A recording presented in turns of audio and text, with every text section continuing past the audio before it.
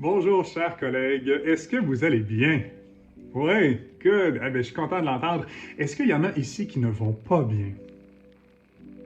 Oh, ça change la donne, hein? Est-ce que vous seriez à l'aise de partager dans une réunion de groupe comme ça que ça va pas bien? Ou même sans le faire en groupe, juste le faire avec un seul collègue, en privé.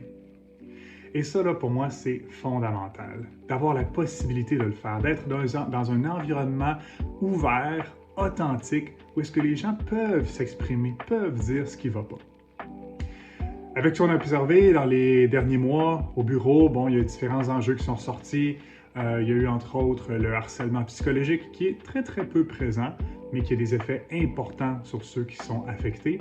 Et il y a autre chose aussi qui est beaucoup plus répandue, c'est le problème de surmenage, hein, la charge de travail qui est très élevée. On le sait, on est en pénurie de main-d'œuvre et donc la pression incombe sur tout le monde de travailler plus, de produire plus. Mais en fait, ce qui est encore plus important que ça, c'est la culture d'entreprise.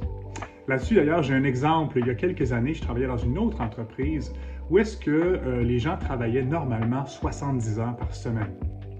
Donc, les premiers mois, quand je suis arrivé là, je me suis adapté, j'ai fait comme tout le monde. J'ai travaillé aussi 70 heures par semaine. Mais avec le temps, après quelques mois, j'ai réalisé que ça n'allait pas diminuer. Donc, ce que j'ai fait, c'est que j'ai mis une limite sur ma semaine de travail et j'ai arrêté de travailler après 60 heures. Après quelques mois, j'ai descendu à 50 heures, puis ensuite de ça à 40 heures. Ce que ça a fait, c'est que ça a créé des mécontents. Il y a eu de la jalousie. Hein? Il y a beaucoup qui, je pense, souhaitaient faire la même chose que moi, mais qui n'osaient pas le faire. Donc, ce qui est important selon moi, c'est de créer une ambiance de travail, un environnement et une culture qui permettent ces genres de choses-là, qui permettent de nommer ce qui ne va pas, qui permettent de nommer au niveau entreprise, au niveau individuel aussi, de pouvoir partager de quoi j'ai besoin, qu'est-ce que j'aimerais améliorer dans cet environnement-là de travail. Donc, quand on sait que le climat de travail, que l'ambiance permet de partager ce qui ne va pas, mais ça fait une énorme différence parce que les gens vont se sentir beaucoup plus à l'aise de s'ouvrir, de partager, plutôt que de garder ça à l'intérieur d'eux ou d'en parler seulement à leur entourage personnel. Donc, comment on fait ça comme gestionnaire? En fait, c'est de poser des questions. C'est quelque chose que j'adore, que j'ai vécu même aussi dans un autre emploi. Un de mes premiers emplois quand j'ai travaillé chez IBM, et le gestionnaire, à l'époque, faisait le tour de tout le bureau et s'informait à chacun des employés à tous les jours. Il lui demandait comment ça va, comment tu te sens et même comment je peux t'aider. Ça, là, pour moi, c'est spectaculaire. Quand le gestionnaire se place non pas en position hiérarchique supérieure de celui qui donne des ordres, hein, la vieille mentalité, plutôt que se positionner en dessous de l'employé et de lui offrir qu'est-ce que je peux faire pour t'aider, comment je peux te supporter. Ça, là, pour moi, ça change vraiment tout et c'est vraiment fondamental ce que ça crée comme culture d'entreprise, de se positionner comme ça en personne qui va aider l'employé et ça crée une ouverture. C'est ça qui est magique ensuite. Ensuite de ça, c'est de s'ouvrir de façon authentique comme gestionnaire, de parler soi-même de ce qui ne va pas. Hein, parce qu'on ne peut pas demander aux gens de s'ouvrir si on ne le fait pas soi-même. Et c'est d'être l'exemple. Ça, l'exemple, c'est très, très puissant.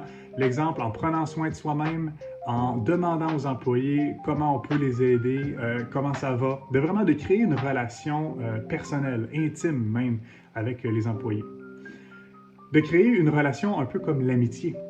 Parce que pourquoi on travaille en amitié gratuitement? Hein? Si un ami nous demande d'aller l'aider pour déménager ou pour je sais pas quoi, on va l'aider bien souvent gratuitement. Hein? Dans une relation d'amitié, il n'y a pas d'échange d'argent. Alors qu'au travail, on n'accepterait pas d'aller travailler sans être payé.